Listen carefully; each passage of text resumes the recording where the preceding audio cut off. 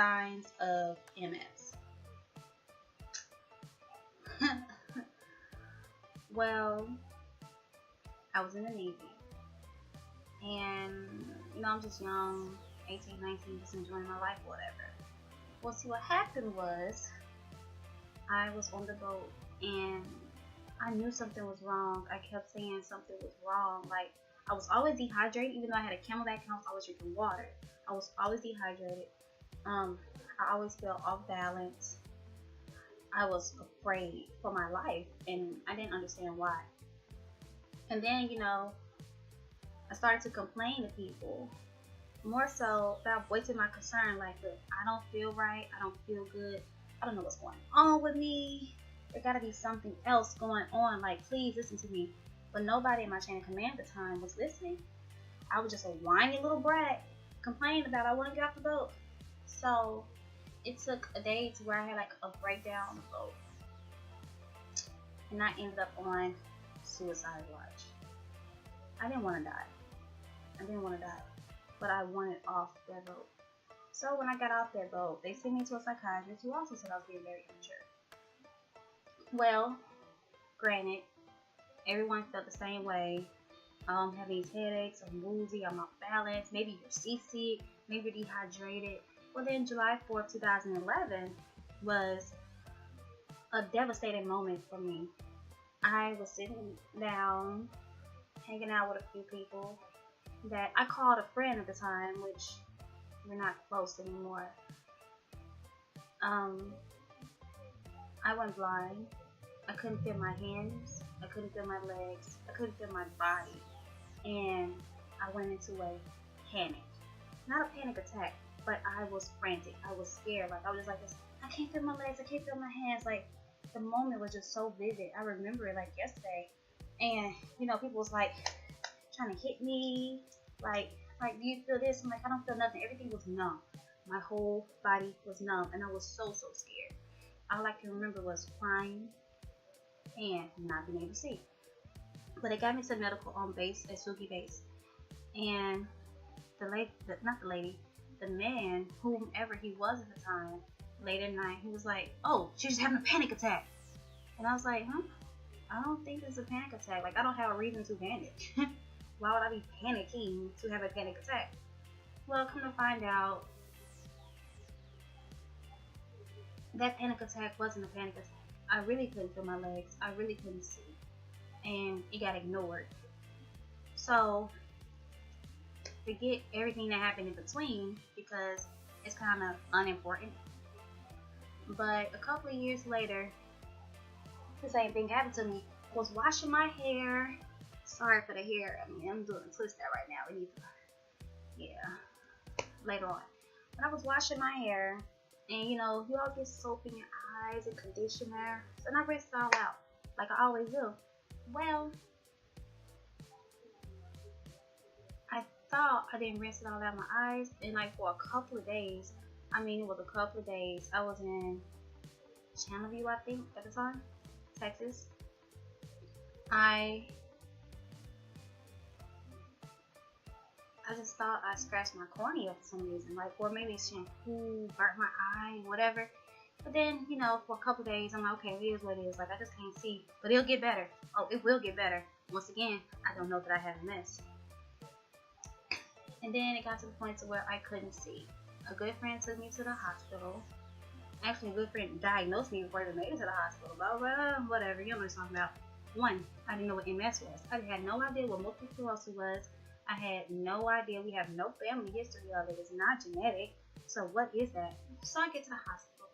They like, oh, we have a 20-year-old female, and she can't see, and she's saying that she can't feel her left leg. So they rushed me in. It didn't take long. They gave me an MRI, a CAT scan, and a couple of X-rays.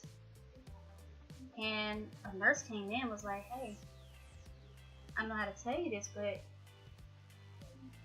according to your MRI and CAT scan, we think you have MS, and we want to do a spinal tap on you. Now, again,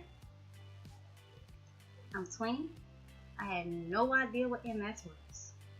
no God-given clue what it could have possibly meant for my life.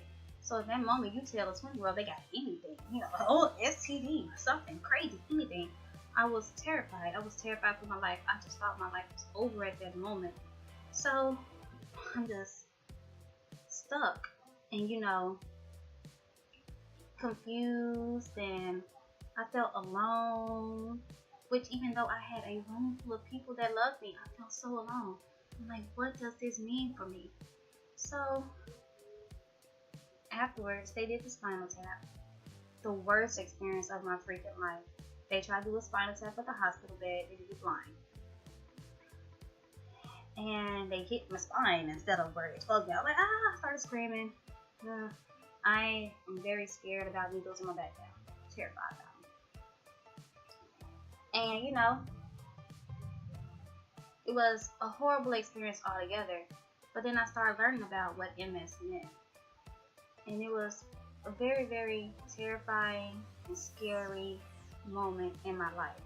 This all happened in the year of 2013. Around Valentine's Day 2013, February 2013.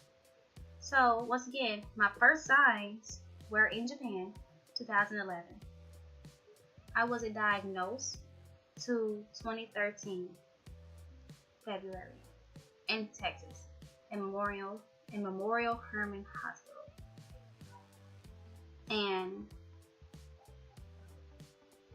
I didn't understand it. Like, they asked me, do you have any medical history? This, that? And I'm just like, no. What are you talking about? There's nobody in my family with MS. Which still, there's nobody in my family with MS. So no, it's not genetic. So after that, now I'm living with it, but I'm trying to change my whole life. I'm trying to seek God, and I'm trying to do everything the right way, live a straight, narrow life. No more partying, no more drinking, no more doing all the stuff I used to do, because I want to live a healthy life. Well, later on, I got into a situation, and I got pregnant. I was married, don't worry, but I got divorced too, so that doesn't matter either way. And that's for a whole other episode about MS and relationships. It will come later. Sorry, my computer's looking really delayed right now. I need to get a new camera. Sorry about that. But either way, I went to the VA, and I was like, I'm pregnant. And it was like, the doctor was like, you don't supposed to be pregnant. I'm like, huh? What do you mean? You have MS. Why are you pregnant? I was like, what do you mean? Who made you God? Who would you tell me that I can't have a baby? Well, that was the beginning till now. Since then, I think it was September or October of 2013. That was the beginning to the best life I ever had. The best thing I could ever want. Since then, I've had 2 beautiful, healthy children. And now, I am pregnant again. So, sorry for the camera quality. I gotta upgrade. But that's why I'm looking all chunky in the face. So, yes, my next episode is going to be about how many people have MS. Is it curable? No. I'm not going to wait to answer that question. You cannot cure MS. There is no cure for MS. There are suppression medicines, but there's no cure. And like, people ask, like, what effect does it have on your relationships? That episode's gonna come too. Do your children contract it? That episode's gonna come too. So there's gonna be a lot of different things we talk about. But for this one, first signs of MS and how do I cope? And honestly, I just live every day like a golden.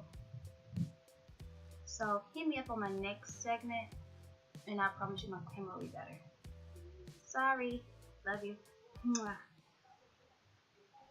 How do I like this?